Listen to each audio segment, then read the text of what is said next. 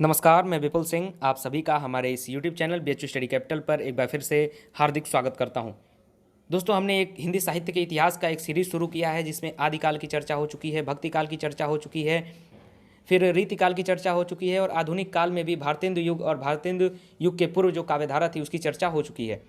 अभी तक जो हमारे चैनल पर नए हैं वो चैनल को सब्सक्राइब कर लीजिए, बेल आइकन प्रेस कर लीजिए, क्योंकि ये लगातार जो वीडियोज आ रहे हैं हिंदी साहित्य से रिलेटेड, ये सारे वीडियोज सारे प्रतियोगी परीक्षाओं में और साथ साथ जो आपकी प्रवेश परीक्षा अगर कहीं होने वाली है, चाहे वो BA हो, MA हिंदी हो, B.Ed हो या फिर UGC नेट की अगर आप परीक्षा देना चाहते हैं तो ये सारे वीडियोज आपके लिए बेहद ही इंपॉर्टेंट होने वाले हैं।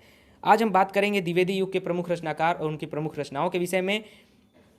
इससे पहले आपके लगातार जो वीडियोज में आप बताया कि भक्तिकाल, आदिकाल, भक्तिकाल, रीतिकाल और आधुनिक काल का भारतेंदु युग के पूर्व काव्यधारा, ये सारे वीडियोज आपके आ चुके हैं। आप चाहें तो प्लेलिस्ट में जाकर के देख सकते हैं। और अगर आपको ये वीडियोज अच्छे लगे तो वीडियोज को लाइक ज़रूर किया कीजिए और साथ में शेयर कीजिए अपने दोस्तों के साथ, ताकि ये जो वीडियो बनाया गया है ये सभी तक पहुँचे। मैं यूट्यूब में बहुत जगह देखा कि ऐसी कुछ वीडियोज़ मिले जहाँ पर इतने डिटेल में आपसे बातें बताई जाएँ कि टॉपिक वाइज डिटेल किया जाए, क्योंकि बहुत से वीडियोज ऐसे हैं जिसमें सिर्फ चीज़ों को बताया जरूर गया है लेकिन सारी चीज़ें एक साथ बता करके कंफ्यूज कर दी गई हैं। लेकिन मैं इसलिए ऐसा वीडियो लाया, आपके लिए नोट्स तैयार किया गया बहुत किताबों से मिला करके, ताकि जो सबसे पहले जो प्रतियोगी परीक्षाओं में पूछा जाता है आपसे हिंदी साहित्य में प्रतियोगी रचनाकार और रचनाकार उनकी प्रमुख रचनाएं, ये सबसे पहले मैं आपको बता दूं। उसके बाद सीरीज में आगे चलेंगे, धीरे धीरे गद्य पर भी बात करेंगे। उसके साथ साथ आप कमेंट बॉक्स में बता सकते हैं कि आपको किस टॉपिक पर और वीडियो चाहिए, तो हिंदी साहित्य से रिलेटेड वो भी वीडियोज हम आपके लिए लाने का प्रयास करेंगे। क्योंकि ये जो रचनाकार हैं उनकी प्रमुख रचनाएं हैं, ये बहुत से प्रतियोगी परीक्षाओं में लगातार आपसे पूछे जाते हैं, इसलिए हिंदी साहित्य के इतिहास में ये वीडियोज आपके लिए बेहद इंपॉर्टेंट होने वाले हैं। आइए शुरू करते हैं आज का द्विवेदी युग। द्विवेदी युग के प्रमुख रचनाकार और उनकी प्रमुख रचनाएं कौन कौन सी हैं। इसमें लगभग जो सारे प्रमुख रचनाकार आपको मिल जाएंगे और सारी उनकी प्रमुख रचनाएं हम बताएंगे। अगर बहुत ही आपका दुर्भाग्य नहीं है तो किसी प्रवेश परीक्षा में या फिर किसी भी प्रतियोगी परीक्षा में हिंदी साहित्य के इतिहास में अगर रचनाकार या रचनाएं पूछा जा रहा है तो इससे बाहर पूछा जाए। इसमें इतने बेहतर तरीके से तैयार किया गया है कि सारे प्रमुख रचनाकार इसमें आ जाते हैं आपके लिए। कई किताबों से मैं छांट करके बनाया हमने नोट्स, और उसके साथ साथ उनके प्रमुख रचनाएं आ जाती हैं। अगर आप चाहें तो बीच बीच में वीडियोज़ को पॉज करके आप चाहें तो इसको अगर नोट्स बनाते हैं शुरू से ही, शुरुआत की वीडियो देख करके, तो आपका एक बहुत ही सिस्टमेटिक एक अच्छा नोट्स आपका तैयार हो जाएगा। और आपको किसी भी प्रतियोगी परीक्षा में अगर हिंदी साहित्य से कोई प्रश्न पूछा जाता है और अगर आप इस नोट्स को पढ़ लेते हैं, इन सारे वीडियोज़ को अगर आप देख लेते हैं, तो आपको कोई समस्या नहीं होने वाली है। सबसे पहले आचार्य रामचंद्र शुक्ल के अनुसार मैं बता दूं एक छोटा सा परिचय द्विवेदी युग का, कि द्विवेदी युग का जो कालखंड माना जाता है वो आचार्य रामचंद्र शुक्ल ने 1893 से 1918 तक माना है। अन्य विद्वानों ने कुछ और भी माना है, लेकिन अभी मैं सिर्फ एक छोटा सा परिचय दे रहा हूँ। कभी और वीडियो आएगा जिसमें कालखंड की पूरी चर्चा हो जाएगी। श्रीधर पाठक जो द्विवेदी युग के प्रमुख रचनाकार हैं, उनकी प्रमुख रचना है कश्मीर सुषमा, वनाष्टक, भारत गीत, देहरादून, जगत सच्चाई सार, स्वर्गीय वीणा, धनविजय, संध्या अटन, गुणवंत हेमंत, मनोविनोद, श्रांत पथिक, एकांतवास, योगी। महावीर प्रसाद द्विवेदी की ये जो काव्य, ये जो मैं बता रहा हूँ आपको, ये उनके काव्य संग्रह है। सभी रचनाकारों के काव्य संग्रह हैं। इन्हीं काव्य संग्रहों में अलग अलग उनकी कविताएं संकलित हैं। महावीर प्रसाद द्विवेदी की रचनाएं हैं काव्य मंजूषा, सुमन, कान्य कुंज, अबला विलाप, देवी स्तुति शतक, कान्य कुब्जा वलिवतम। फिर अयोध्या सिंह उपाध्याय हरिऔध की रचनाएं हैं प्रिय प्रवास, वैदेही वनवास, पारिजात, कृष्ण शतक, प्रेम प्रपंच, कल्पलता, ग्राम गीत, हरिऔध सत्सई, मर्म स्पर्श, पद्म प्रसून, चुभते चौपदे, फिर रसकलश। मैथिली शरण गुप्त जी की रचनाएं हैं रंग में भंग, जयद्रथ वध, किसान, साकेत, भारत भारती, झंकार, यशोधरा, विष्णुप्रिया, पंचवटी।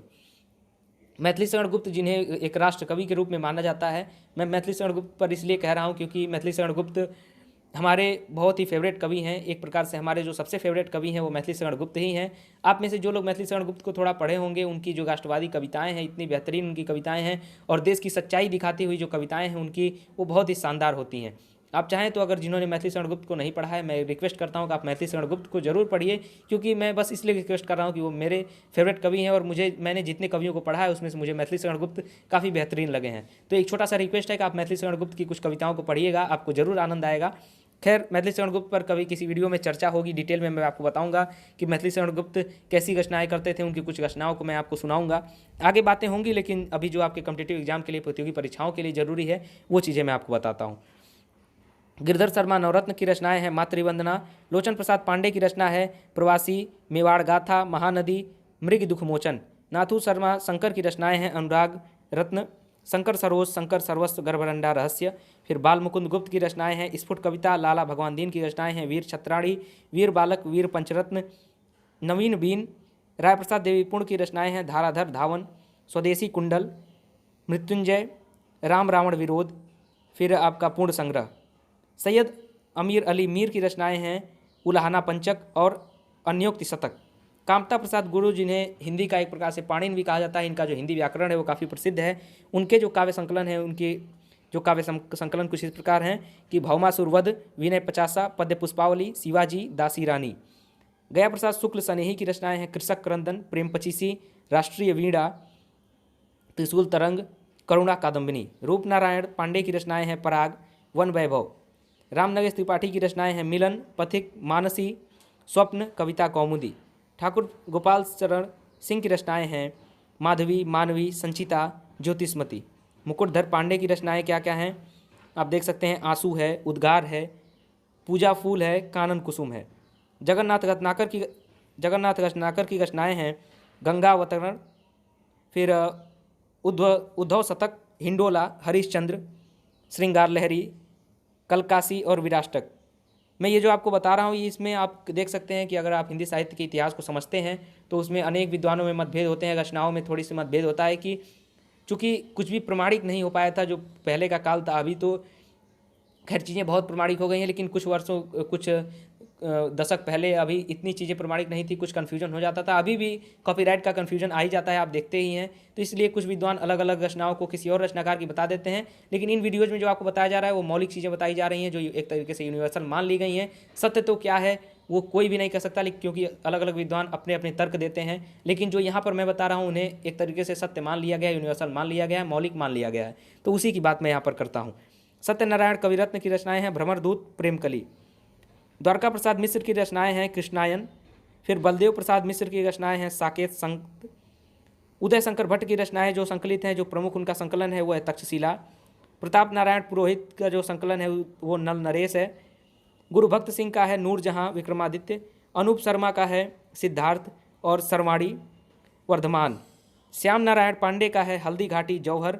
फिर मोहनलाल महतो का है आर्यावर्त। हरदयाल सिंह का है दैत्यवंश और रावण। तो ये मैं आपको जो एक बार और फिर से दिखा देता हूँ कि द्विवेदी युग के मैंने जो रचनाकार और उनकी प्रमुख रचनाओं के विषय में चर्चा किया, आप एक बार रिवाइज कर सकते हैं जल्दी जल्दी। बस मैं पढ़ नहीं रहा हूँ, सिर्फ आपको दिखा दे रहा हूँ धीरे धीरे इस पीडीएफ को। ये पीडीएफ आपके लिए तैयार किया गया है पूरी तरह से कई पुस्तकों से जो मटेरियल है वो जुटा करके, ताकि ऐसा आपको मैं वीडियो में देखा नहीं, किसी यूट्यूब में मिला नहीं मुझे कि जहाँ पर सारे जो रचनाकार हैं, प्रमुख रचनाकार, उनकी प्रमुख रचनाओं का संकलन इस प्रकार से मिल जाए जो कि स्पेसिफिक टॉपिक वाइज आपको बताया जाए। बहुत से लोगों ने बताया जरूर है, लेकिन उसमें पंचमेल खिचड़ी जिसकी मैं बात कर रहा था, अन्य वीडियोज में भी बात कर देता हूँ कि पंचमेल खिचड़ी जो लोग बना देते हैं वो एक समस्या आ जाती है। उसके कारण आपको जो चीज़ें हैं वो सही से समझ नहीं पाते आप। इसलिए मैं सोचा कि एक पीडीएफ आपके लिए ऐसा बनाया जाए, कुछ ऐसा पीडीएफ तैयार किया जाए, ऐसे वीडियोस तैयार किए जाएँ आपके लिए, जिसमें आपके प्रतियोगी परीक्षाओं में जो भी प्रमुख रचनाकार या फिर रचनाएं पूछी जाती हैं वो सारी चीज़ें एक साथ आपको मिल जाएँ।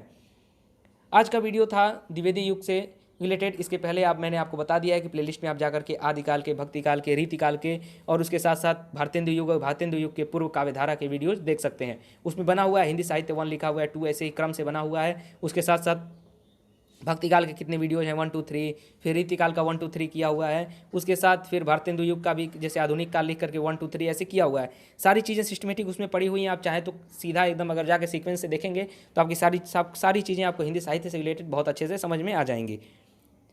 अगले वीडियो में हम बात करेंगे छायावाद के प्रमुख रचनाकार और उनकी प्रमुख रचनाओं के विषय में। उसके बाद चलेंगे तो नवगीत, फिर प्रयोगवाद, ये सब चीज़ें जो प्रगतिवाद वगैरह आई, फिर नई कविताएं जो लिखी जा रही हैं उन सभी के विषय में चर्चा करेंगे।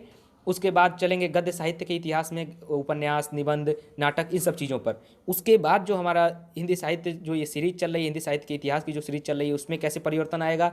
आप कमेंट बॉक्स में अपना सजेशन दीजिए कि आपको कौन सा हिंदी साहित्य का टॉपिक नहीं समझ में आता है, कौन सा हिंदी साहित्य का टॉपिक आप समझना चाहते हैं। आप कमेंट बॉक्स में अपना सजेशन जरूर दीजिए। उसके साथ हम आपका सजेशन वो देखेंगे और अगर हमें लगा कि वो वीडियोज़ आप सभी के लिए इंपॉर्टेंट हो सकते हैं, आपका जो सजेशन है, अगर आपने पूछा कि हम चाहते हैं कि जो पूरा पद्य का कालखंड है वो हमें सही से समझ में नहीं आता है कि कौन विद्वान क्या कहता है, अलग अलग जगह पर अलग अलग चीज़ें लिखी हुई हैं, तो वो सारी चीज़ें मैं एक साथ आपको बता दूंगा अच्छे से कि कालखंड किस प्रकार से बटा हुआ है, या फिर किसी काल को आप बेहतर तरीके से समझना चाहते हैं तो कमेंट बॉक्स में ज़रूर लिखिए, वो आपके लिए वैसे वीडियोज़ लाए जाएंगे। बस आज के वीडियो में इतना ही। बहुत बहुत आप सभी को धन्यवाद करता हूँ। मिलते हैं अगले वीडियो में छायावाद के साथ, तब तक अपना ख्याल रखिए। बहुत बहुत धन्यवाद। नमस्कार।